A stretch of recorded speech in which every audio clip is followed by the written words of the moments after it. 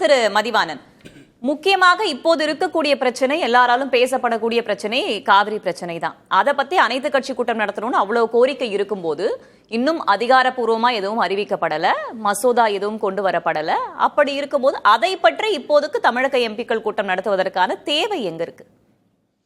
காவிரி பிரச்சனை, மேகதாது அணை கட்டுவதை தடுப்பது, இதெல்லாம் நம்முடைய தமிழகத்துக்கு, தமிழ்நாட்டு மக்களுக்கு, விவசாயிக்கு உயிர் நாடியான பிரச்சனை. அதை நம்ம மறுக்க முடியாதுங்க. ஆனால் இன்னைக்கு ஒரு தேசமே, அதன் ஜனநாயகமே, பாராளுமன்ற ஜனநாயகமே சீர்குலைக்கப்பட இருக்கிறது, நீர்த்து போக செய்யக்கூடிய. இது கான்ஸ்டியூஷன் படி நடத்த வேண்டிய விஷயம், அதில் ஒன்றும் இல்லை. ஆனால் அதை யார் செய்கிறாங்கன்ற போது தான் இன்னைக்கு இருக்கக்கூடிய பாஜக அரசு இதை பயன்படுத்தி, அந்த தொகுதி மறுசீரமைப்பை பயன்படுத்தி அவங்க பாராளுமன்றத்தையே நீர்த்து போக செய்ய போகிறாங்க. அதாவது அது ஒரு ரப்பர் ஸ்டாம்ப் மாதிரி. 816 மெம்பர் ஆகிட்டாங்கன்னா, வடகொரியாவில், சைனாலெல்லாம் நேஷ்னல் பீப்புள்ஸ் அசம்பிளின்னு இருக்கும்.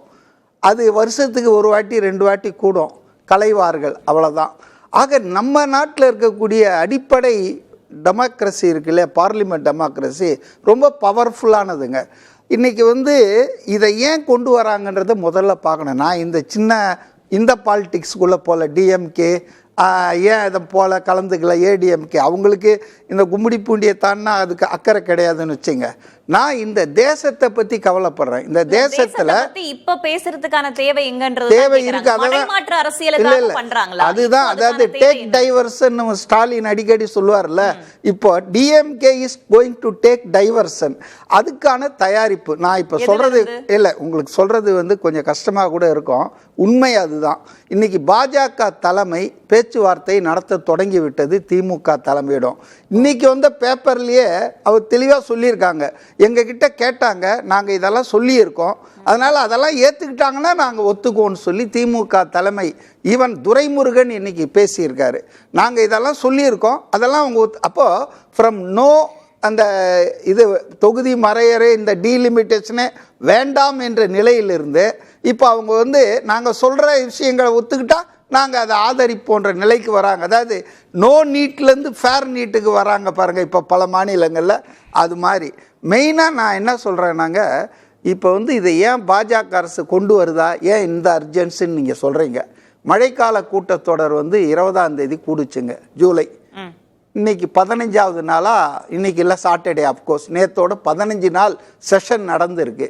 ஆனால் ஒரு நாள் கூட அவைக்கு உள்துறை அமைச்சர் அமித்ஷா வரல. பாராளுமன்றமே ஸ்தம்பிச்சு கிடக்குது. எல்லா எதிர்கட்சிகளும் அவர் பதில் சொல்லணும், விளக்கணும், ஏன் அந்த போராடிய மாணவர்கள் மேலே அந்த ஜந்தர் மந்தரில் இப்படி ஒரு மோசமான தாக்குதல் நடத்தப்பட்டதுன்னு. அவர் பாராளுமன்ற கட்டடத்தில் தான் இருக்கார். ஆனால் பார்லிமெண்ட்டு, அந்த மக்களவைக்கு உள்ளவே வரல, மாநிலங்களவைக்கும் உள்ளவே வரல. முந்தா நாள் ரொம்ப கடுப்பாகி போய் ராஜ்யசபாவுடைய வைஸ் சேர்மனா அவரே என்ன சொல்கிறாருன்னா, அதாவது வைஸ் பிரசிடென்ட் நம்ம தமிழ்நாட்டால் ராதாகிருஷ்ணன், அவர் அந்த ரிஜி கிட்ட சொல்கிறார், மினிஸ்டர் கிட்ட போய் please convey to mister Amit Shah, இவர் வர சொல்லுங்க அவைக்கு. இது எப்படிங்க இப்படியே போயிட்டு இருந்தா எப்படி? பில்லுக்கும் நம்ம எப்படி சம்பந்தப்படுத்துறீங்க? பாராளுமன்றம் இன்னைக்கு நாடாளுமன்றம் தானே இப்ப கம்போஸ் ஆகுது. டீலிமிட்டேஷன் என்ன? இன்னைக்கு இருக்கிற 543 816 825 ஆக போறாங்க. இன்னைக்கே பாத்தீங்கன்னா பாராளுமன்றம் கூடும் நாட்கள் மிக மிக குறைந்து விட்டது. நீங்கள் 14லேருந்து எடுத்து பார்த்தீங்கன்னா, மோடி ஆட்சிக்கு வந்ததுலேருந்து த நம்பர் ஆஃப் டேஸ், எத்தனை மணிக்கு எத்தனை நாள் வருஷத்தில் நாடாளுமன்றம் கூடியதுன்னு எடுத்து பார்த்தீங்கன்னா, 14க்கு முன்னால் இருந்த அந்த கணக்கு ரொம்ப போச்சுங்க. இப்போ நேற்று பார்க்குற அமளி துமலியில் without any debate and discussion certain bills are passed. இப்போ பாராளுமன்றம் எதுக்குங்க? சட்டத்தை இயற்றுவதற்கு.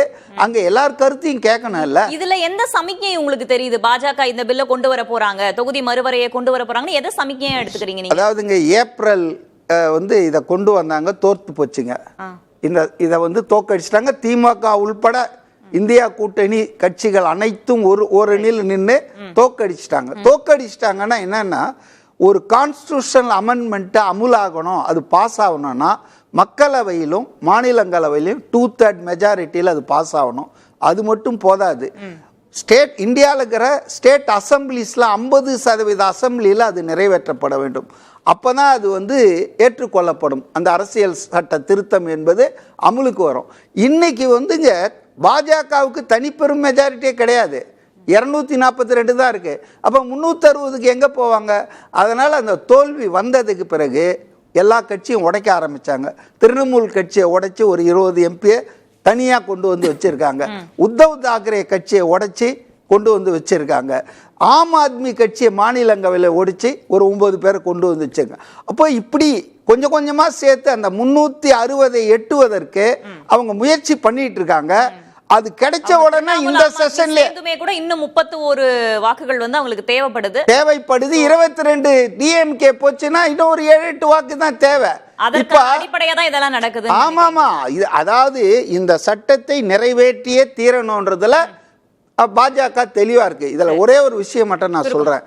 அதாவது ஏற்கனவே பெண்களுக்கு 1/3% இடத்தை பாராளுமன்றத்தில் சட்டமன்றத்தில் ஒதுக்குறதுக்கான சட்டம் யுனானிமஸா எல்லா கட்சிகள் ஆதரவோடு பாஸ் பண்ணி வச்சாச்சு. சில வருடங்கள் ஆச்சுன்னு நினைக்கிறேன்.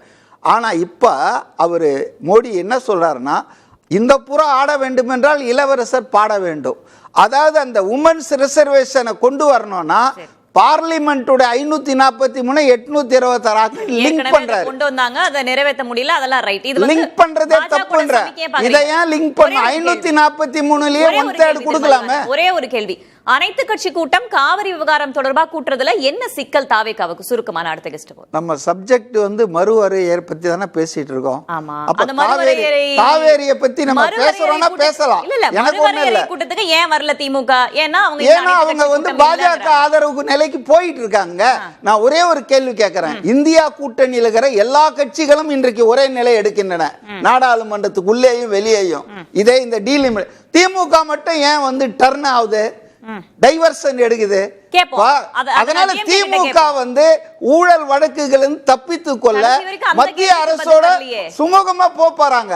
அதனால இங்க வந்தா இது ஏதாவது பிரச்சனை ஆகுன்றதால தான் வரல. வேற ஒன்னும் காவேரியும் இல்ல, வேற மேகதாதும் கிடையாது. ரைட், நான் திரும்ப வரேன்.